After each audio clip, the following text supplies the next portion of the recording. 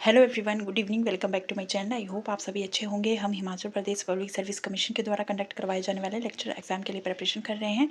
आज हम BEd portion से रिलेटेड कुछ इंपॉर्टेंट एमसीक्यूज़ करेंगे। यह एमसीक्यूज़ आपके प्रीवियस ईयर पेपर्स में पूछे गए हैं। साथ ही केवीएस और एनवीएस के भी इसमें कुछ क्वेश्चंस इंक्लूडेड हैं। अगर आपको इन क्वेश्चन का पीडीएफ चाहिए तो आप टेलीग्राम चैनल को ज्वाइन कर सकते हैं। साथ ही अगर आपको किसी क्वेश्चन का आंसर लगता है कि गलत है तो प्लीज़ आप कमेंट सेक्शन में ज़रूर मैंशन करें। तो चलिए आज की क्लास स्टार्ट करते हैं।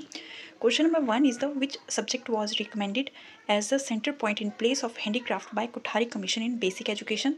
कोठारी आयोग ने बेसिक शिक्षा में हस्तशिल्प के स्थान पर किस विषय को केंद्र बिंदु बनाने की अनुशंसा की थी? ऑप्शन आर फैक्ट्रीज कारखाने, कॉटेज इंडस्ट्रीज कुटीर उद्योग, वर्क एक्सपीरियंस कार्यानुभव या नन ऑफ दिस इनमें से कोई नहीं। Correct answer is the option number C, work experience subject was recommended as the center point in place of handicraft by Kothari commission in basic education. Work experience को basic education scheme का centre point बनाने की बात कही थी। Next question is the question number 2, education introduced in concurrent list in, शिक्षा को समवर्ती सूची में शामिल किया गया। ऑप्शन आर 1971, 1974, 1976 या 1978। Correct answer is the option number C, 1976। 42nd amendment में इसको शामिल किया गया है। Next question is the operation blackboard was the outcome of. Operation blackboard का परिणाम था। Option are Kothari commission, national curriculum framework 2005, national policy on education 1986, national curriculum framework 2000। Correct answer is the option number C, operation blackboard was the outcome of national policy on education 1986। NPE 1986 का operation blackboard का जो outcome था वह NPE 1986 था।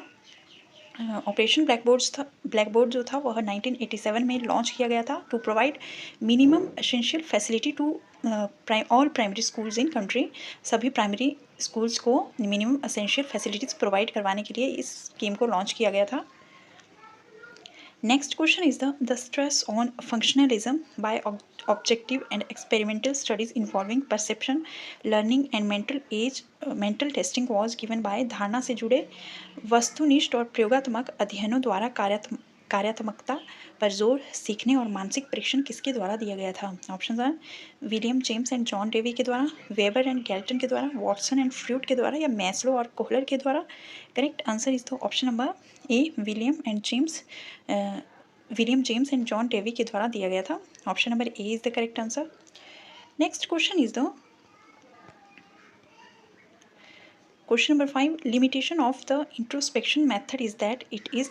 Introspection method का limitation क्या था? Option are highly objective अत्यधिक उद्देश्यों पर, हाईली सब्जेक्टिव अत्यधिक व्यक्ति पर, रेडिली अवेलेबल टू इंडिविजुअल व्यक्ति के लिए आसानी से उपलब्ध, या फिर person can know his emotions and feelings. Correct answer is the option number B, highly subjective. It is highly subjective, अत्यधिक व्यक्ति परक है। यह इंट्रोस्पेक्शन मेथड की एक लिमिटेशन थी। Next question is the demerits of observation methods are. Observation method की demerits क्या थी? ऑप्शन आर मोर रिलायबल अधिक विश्वसनीय, मोर सर्चिंग अधिक खोज, टाइम कंज्यूमिंग समय लेने वाला, या वेरी फ्लेक्सिबल बहुत लचीला। Correct answer is the option number C, time consuming. Observation method जो था वो बहुत ज़्यादा उसमें टाइम लगता था, वह टाइम कंज्यूमिंग मेथड था। Option number C is the correct answer. Next question is the following is not a part of a clinical method. Clinical method का कौन सा एक पार्ट नहीं है? Option are preparation of case history, case इतिहास की तैयारी, स्टडी ऑफ एनवायरनमेंट पर्यावरण का अध्ययन, direct observation of the child बच्चे का प्रत्यक्ष अवलोकन, या self analysis of the child बच्चे द्वारा आत्म विश्लेषण। Correct answer is the option number D, self analysis of the child बच्चे द्वारा आत्म विश्लेषण जो था वह क्लिनिकल मेथड का एक पार्ट नहीं था। Option number D is the correct answer. Question number 8 is the what are required for good teaching. Good teaching के लिए क्या आवश्यक है? ऑप्शन आर डायग्नोसिस निदान, रेमेडी उपाय, डायरेक्शन दिशा, या फीडबैक प्रतिक्रिया। Select the correct answer from the codes given. इनमें से आपको सिलेक्ट करने हैं कि कौन कौन से जो पॉइंट्स हैं वह गुड टीचिंग के लिए आवश्यक हैं। इसका जो करेक्ट आंसर होगा वह होगा option number A, B C D, ये चारों ही पॉइंट जो है वह गुड टीचिंग के लिए आवश्यक हैं।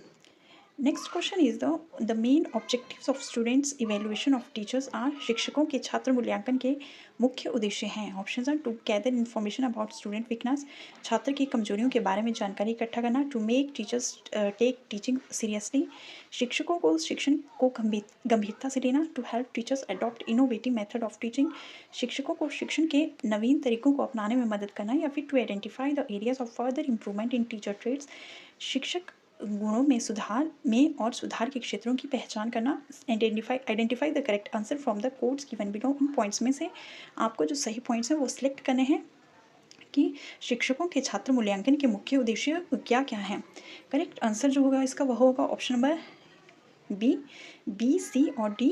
बी, सी और डी जो है वह इम्पॉर्टेंट उद्देश्य हैं। जो यह एक मेन ऑब्जेक्टिव है टीचर्स के लिए। स्टूडेंट इवेल्युएशन के मेन ऑब्जेक्टिव्स हैं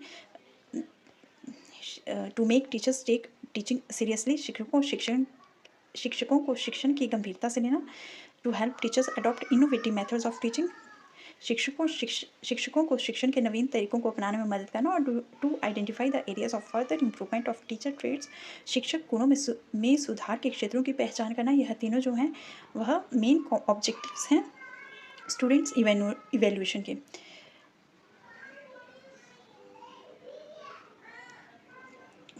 next question is the which set of learner characteristic may be considered helpful in designing effective teaching learning system. Select the correct alternatives from the codes given below.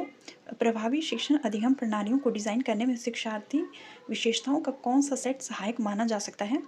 इनमें से आपको correct answer choose करना है। Option are prior experience of learner in respect of the subject, विषय के संबंध में शिक्षार्थियों का पूर्व अनुभव। Interpersonal relationship of learners family friends, शिक्षार्थी के पारिवारिक मित्रों के पार्श्विक संबंध।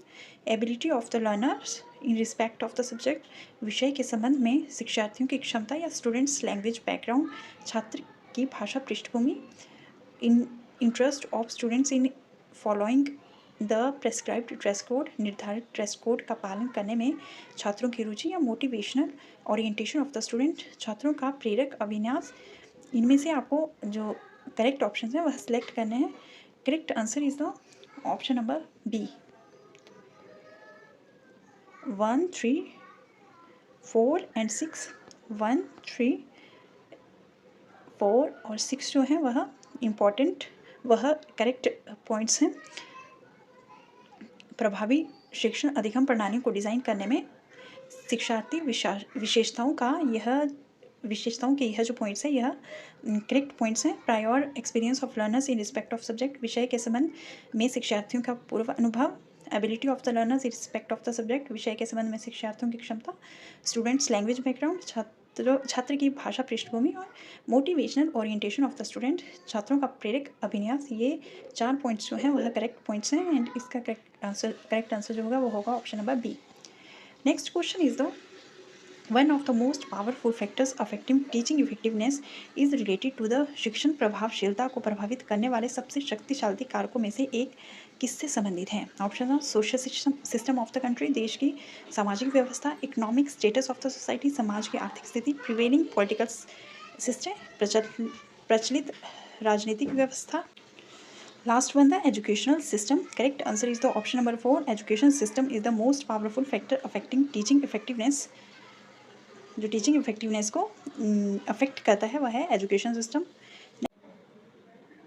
Which one of the following is a की बिहेवियर इन इफेक्टिव टीचिंग, प्रभावी शिक्षण में निम्नलिखित में से कौन सा एक प्रमुख व्यवहार है। Option are using student ideas and contributions, छात्रों के विचारों और योगदान का उपयोग करना। स्ट्रक्चरिंग, संरचना करना। इंस्ट्रक्शनल वैरायटी, निर्देशात्मक विविधता। या क्वेश्चनिंग, प्रश्न करना। Correct answer is the option number 3। Instructional variety जो है वह एक की बिहेवियर है टीचिंग को इफेक्टिव बनाने के लिए। Option number C is the correct answer. Next question is the learning objectives means, सीखने के उद्देश्य का मतलब है। ऑप्शन आर लर्निंग एक्सपीरियंस, सीखने के एक्सपीरियंस। कॉन्साइज आउटकम्स, संक्षिप्त परिणाम। एकेडमिक अचीवमेंट, शैक्षिक उपलब्धि। या फिर intended learning outcome. Correct answer is the option number D, intended learning outcome. इच्छित सीखने के परिणाम जो है वह एक मेन ऑब्जेक्टिव है लर्निंग का। Option number D is the correct. Next question is the which what should be the main objective of teaching. Teaching का मेन ऑब्जेक्टिव क्या है? Option are prepare student to pass the examination, छात्रों को परीक्षा उत्तीर्ण करने के लिए तैयार करना। टू डिक्टेट गुड नोट्स, अच्छे नोट्स प्रोवाइड करवाना। Provide required information related to the subject, subject से रिलेटेड इंपॉर्टेंट इन्फॉर्मेशन प्रोवाइड करवाना। या to develop thinking power of the student, विद्यार्थियों की सोचने की शक्ति का विकास करना। एंड टीचिंग का जो मेन ऑब्जेक्टिव है वह है option number D, to develop thinking power of the students की सोचने की शक्ति का विकास करना एक मेन ऑब्जेक्ट, टीचिंग का एक मेन ऑब्जेक्टिव है। Option number D is the correct. Next question is the which of the following are the most influential factor of learning. निम्नलिखित में से सीखने के सबसे प्रभावशाली कारक हैं। ऑप्शन आर गवर्नमेंट पॉलिसी, सरकार की नीति, मोटिवेशन प्रेरणा, एप्टीट्यूड योग्यता, इंटरेस्ट रुचि, फिजिकल फैसिलिटी भौतिक सुविधाएं। इनमें से आपको करेक्ट आंसर सेलेक्ट करना है।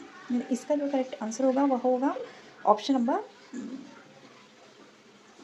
सी।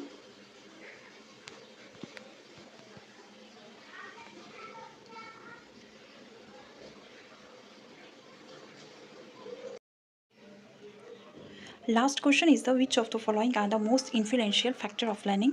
निम्नलिखित में से कौन सीखने के सबसे प्रभावशाली कारक हैं? ऑप्शन आर गवर्नमेंट पॉलिसी, सरकार की नीति, मोटिवेशन प्रेरणा, एप्टीट्यूड योग्यता, इंटरेस्ट रुचि, फिजिकल फैसिलिटी भौतिक सुविधाएं। Choose the correct answer from the option given below. इनमें से आपको करेक्ट आंसर सेलेक्ट करना है। इसका जो करेक्ट आंसर होगा वह होगा ऑप्शन नंबर बी, सी और डी। मोटिवेशन, एप्टीट्यूड और इंटरेस्ट जो है वह लर्निंग के मोस्ट इन्फ्लुएंशियल फैक्टर्स हैं जो लर्निंग की प्रक्रिया को प्रभावित करते हैं। वह है मोटिवेशन, एप्टीट्यूड और interest are the correct answer. तो चलिए आज की क्लास में बस इतना ही। अगर आपको क्लास अच्छी लगी हो तो चैनल को लाइक और सब्सक्राइब करना ना भूलें। Bye bye, take care.